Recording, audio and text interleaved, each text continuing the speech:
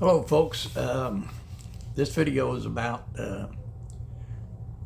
fields and gaps and open areas on top of the mountains as you hike the Appalachian Trail. And specifically I want to talk about the rice fields in Pearisburg, Virginia, but a little bit about those open areas and those fields and gaps, open areas on top of the mountains as you hike the Appalachian Trail. A lot of you hikers out there, you probably hike by those places and you probably think, I wonder who cleaned this field off. Did the Forest Service do it? Well, the answer is that the Forest Service probably did not do it. Those fields have been there for hundreds of years, several hundreds of years at least. And what happened was when people started coming over from Europe and settling, the rich landowners got all of the good bottomland by the rivers and the streams and all the good flat land in between the mountain ranges, in between the mountains.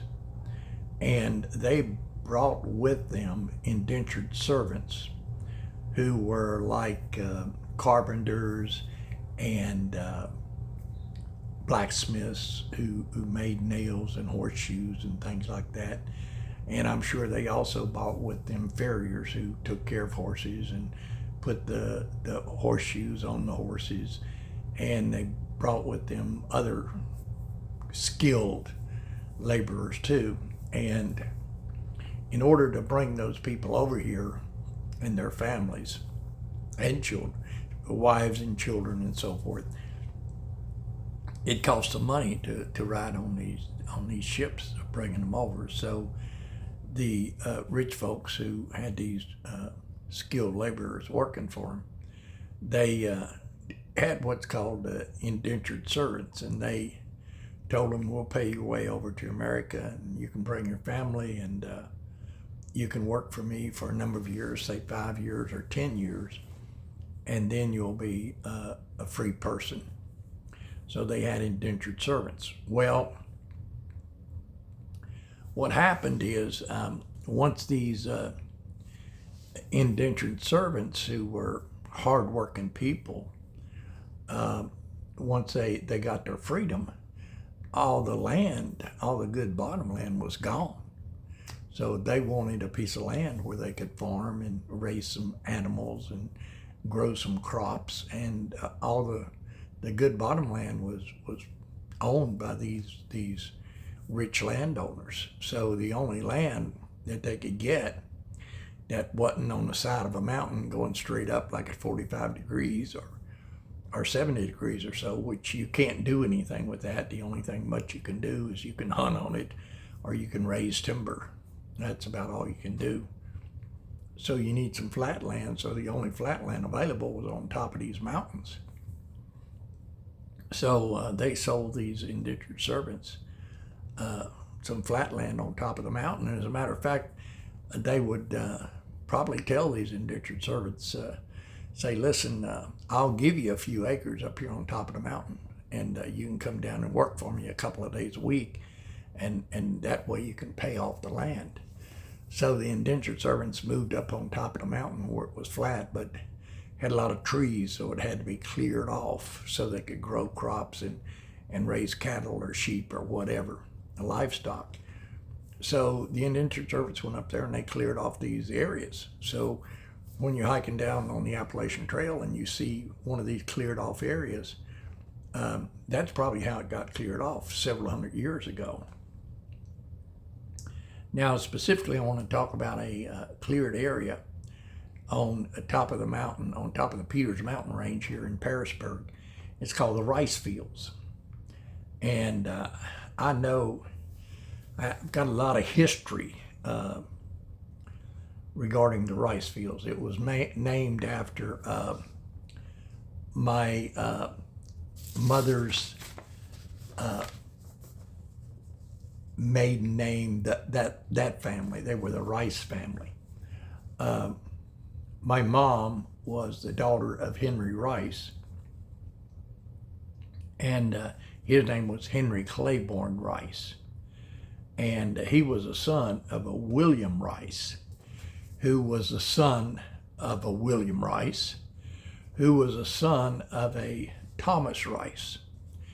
And Thomas Rice was a circuit rider for the Methodist Church back in 17 and 1800s.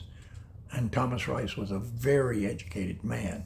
And evidently he was a member of the Methodist Church somewhere. They needed a circuit rider in this area, and they sent him down here. But he was a highly educated young man.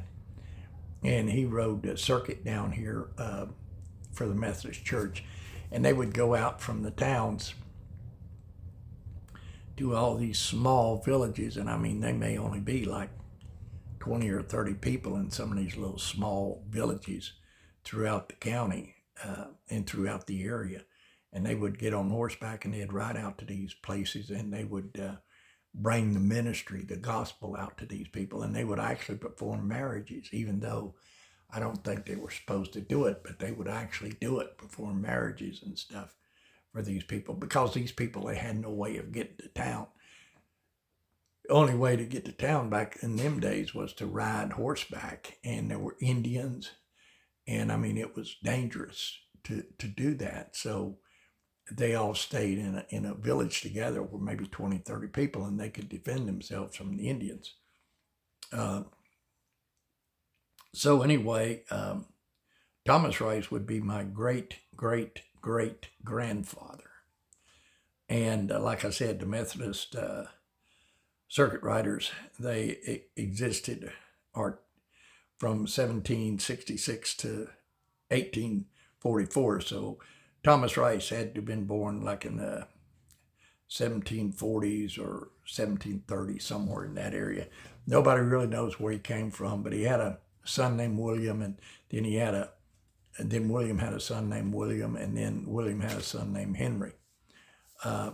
My grandfather, great-grandfather William, lived up at the rice fields on top of Peters Mountain, and that's where the name come from, the rice fields. And like I say, my grandfather was Henry Claiborne Rice, and he actually lived up there as a young man. He had 3 brothers, and there was a one-room house up there at the rice fields. If you go up to the rice field shelter, which is called a Star Haven shelter, right as you're looking right straight on at the Star Haven shelter, or the rice field shelter as it's called also, over to the left, if you walk down the hill over to the left, there's a spring down there. And the house was probably down there next to the spring. It was a one-room house, and the kids, Henry and his brothers, lived out in the mountains. And his father and his wife there lived in the house. But anyway, that's a little bit about the rice fields. And that's a little bit about how all these gaps and fields and open areas on top of these mountains came to exist. They were cleared off by indentured servants who had no other place to move except up on top of these mountains, because all the bottom land was taken by the rich folk who had paid their way over to America. A little bit about Henry Rice, my grandfather. He had 2 wives. His first wife was named Nellie Ray, or Nellie Janey, and was Nellie Janey Rice, and she had a number of kids. She had Watha, Frank, Mason, had my mom, Thelma. She had Oscar, who was the first child, and he burned up in a fire. And then he had Eula, and then he had Louise and Dalford. He had a number of children. His first wife died in childbirth, and then Henry married a lot younger woman. As a matter of fact, Henry was born in 1892. His second wife was born in 1920. So he was he was actually 28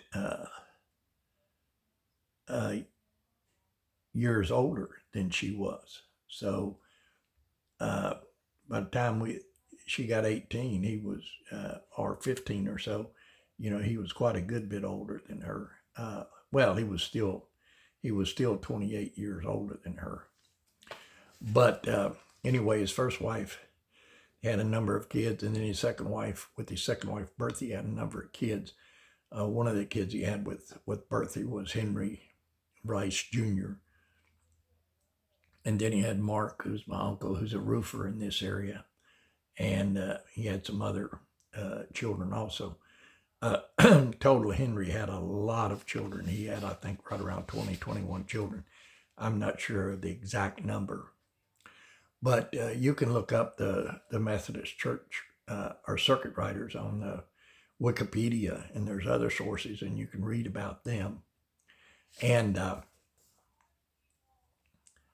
the National Forest was created in Jefferson National Forest was created in 1936, and then George Washington National Forest, which the Appalachian Trail runs through both of those, was created somewhere right around that time. And what happened is the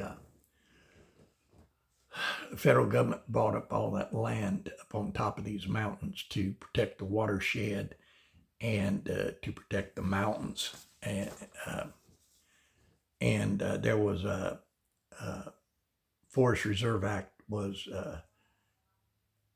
in 1891, and the National Forest started being formed in 1917, and they were formed to protect the land and the watershed, and to protect the forest and the watershed. And so anyway, that's where it all came about, and the Forest Service and the government bought up all these fields and gaps and everything on top of the mountain and going up the mountain. And that's why in George Washington and Jefferson National Forest, you don't see too many homes up on top of the mountain. If it weren't for the National Forest, those mountains would be full of homes, because people like to get up on the side of these mountains and build houses. It gives them a real nice view. So anyway, the National Forest, they protect the mountains and the watershed and keep building and from going on up there and so forth. So anyway, that's a little bit about the fields and the gaps and everything on the National Forest. There's another place right down the road, or right down the trail from the rice fields, called Sims Gap. And there was a family that lived there by the name of Sims. And there's a bunch of apple trees on Sims Gap. The apple trees are kind of old, but and I'm not sure whether they're still there. They could have been cut down by now, but I know as a few years ago they were there. It's another big open area. And that was the Sims family lived up there and cleared off that area. So anyway, that's all about that video. It's all about the rice fields, Sims Gap, all these open areas on top of the mountains and how they came about. So anyway, that's the video. So please subscribe to my videos and hit that notification button, because I'm going to be posting a lot more of these things in the days to come. So please subscribe. Thanks. You folks have a nice day.